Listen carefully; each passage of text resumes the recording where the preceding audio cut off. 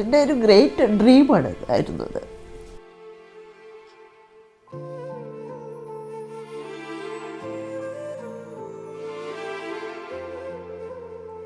പേര് മോഹൻകുമാർ, സ്വദേശം പാലക്കാട്.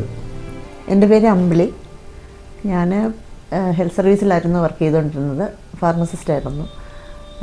എൻ്റെ കൂടെ വർക്ക് ചെയ്ത ഒരു ഡോക്ടർ എൻ സി കുട്ടൻ, അദ്ദേഹമാണ് ഞങ്ങളെ ഈ എടപ്പാൾ ഹോസ്പിറ്റലിലേക്ക് എത്തിച്ചത്. അതൊരു വലിയ യാത്ര തന്നെയായിരുന്നു ആ ഒരു വന്ധ്യതാ ചികിത്സ എന്ന് പറയുന്നത്.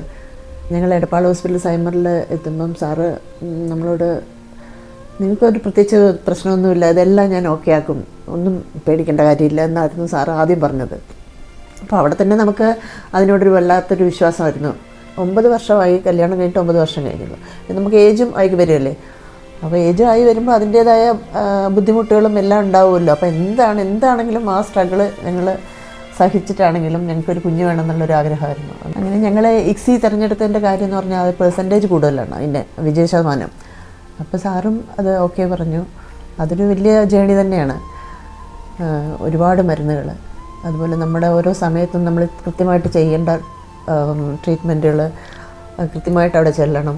ദിവസങ്ങളിലും ഇഞ്ചക്ഷൻ, രാവിലെയും വൈകിട്ടും. സാറ് എൻ്റെ ശരീരത്തെ ഇഞ്ചക്ഷൻ എടുക്കാൻ ഇനി സ്ഥലമില്ല എന്നുള്ളത് അത്രയും പെയിൻഫുള്ളായിരുന്നു ഇഞ്ചക്ഷൻസ് ഓരോന്നും. ദിവസമുള്ള ഇഞ്ചക്ഷൻ, ആഴ്ചയിലുള്ള ഇഞ്ചക്ഷൻ, ഇതിനെ സപ്പോർട്ട് ചെയ്ത് പ്രഗ്നൻസിയെ സപ്പോർട്ട് ചെയ്യാൻ വേണ്ടിയിട്ട്. അപ്പോൾ അങ്ങനെയൊക്കെ. പിന്നെ വലിയ ബുദ്ധിമുട്ടുകൾ എന്ന് പറയാൻ ഛർദി അങ്ങനെയുള്ള ബുദ്ധിമുട്ടുകളൊക്കെ വളരെ കുറവായിരുന്നു. 2000 നവംബറിൽ പോസിറ്റീവ് റിസൾട്ട് അത് എക്സി ചെയ്ത് പോസിറ്റീവായത്. അത് 8ാം മാസത്തെ ചെക്കപ്പിൻ്റെ സമയത്ത് ഇതുപോലെ വന്നു. സാറിനെ കണ്ടു, ചെക്കപ്പ് കുഴപ്പമൊന്നുമില്ല. അന്ന് രാത്രി ഇതുപോലെ എനിക്ക് മംസ് ഉണ്ടായി. അല്ലാതെ പനി പോലെ തൊണ്ടൊക്കെ ഇവിടെയൊക്കെ വന്ന് വീങ്ങി. നമ്മൾ സാറിനെ വിളിച്ച് സാറ് പറഞ്ഞു പെട്ടെന്ന് ഇങ്ങോട്ട് പോരുമെന്ന് പറഞ്ഞു. അങ്ങനെ കുഞ്ഞിനെ എങ്ങനെയെങ്കിലും കിട്ടണം എന്നുള്ളതായിരുന്നു സാറിൻ്റെ ഞങ്ങളുടെ ഒരു പ്രഷ്യസ് ബേബിയല്ലേ, സാറിൻ്റെയും എടപ്പാൾ ഹോസ്പിറ്റലിൻ്റെയും പ്രഷ്യസ് ബേബിയാണ്. അതായത് പ്രീ ഇംപ്ലാന്റേഷൻ ജനറ്റിക് ഡയഗ്നോസിസ് വഴിയാണ് ആ ഒരു ടെസ്റ്റും കൂടെ ചെയ്തിട്ടാണ് ഞങ്ങൾ ആ ഒരു പ്രഗ്നൻസി കൊണ്ടുപോയിരുന്നത്.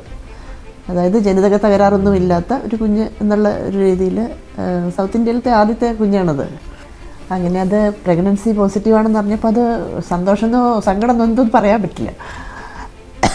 അങ്ങനത്തെ ഒരു വികാരം.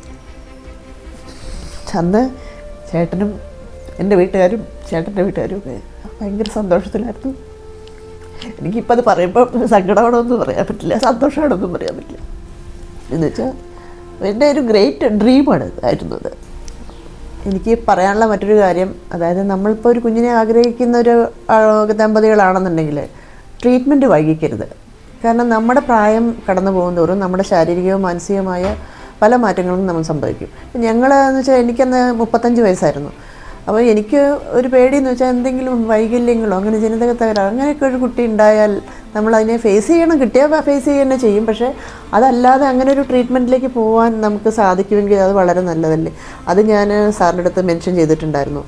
സാറ് അതും കൂടെ ഉൾപ്പെടുത്തിക്കൊണ്ടാണ് പ്രീ ഇംപ്ലാന്റേഷൻ ജനറ്റിക് ഡയഗ്നോസിസ് എന്ന് പറഞ്ഞ ഒരു രീതിയിലേക്ക് ഞങ്ങൾ ചികിത്സയ്ക്ക് പോയത്. അപ്പോൾ ഒന്ന് പറയാനുള്ള ഒരേ ഒരു കാര്യമുള്ളൂ എല്ലാവരോടും, ഇത്രയും നല്ല ഗവേഷണങ്ങളൊക്കെ നടക്കുന്ന സൈമർ ഹോസ്പിറ്റൽ പോലെയുള്ള ഒരു സ്ഥാപനത്തിലേക്ക്, പ്രത്യേകിച്ചും ഗോപിനാഥ് സാർ പോലെയുള്ള ഒരു റൺ ചെയ്യുന്ന ഒരു ഇൻസ്റ്റിറ്റ്യൂഷൻ, അതായത് സൈമർ പോലെയുള്ളൊരു സ്ഥാപനത്തിൽ അതിനുള്ള എല്ലാ സൗകര്യങ്ങളും എല്ലാ ഫെസിലിറ്റീസും ഉണ്ടെന്നാണ് എനിക്കുണ്ടായ ഒരു അനുഭവം.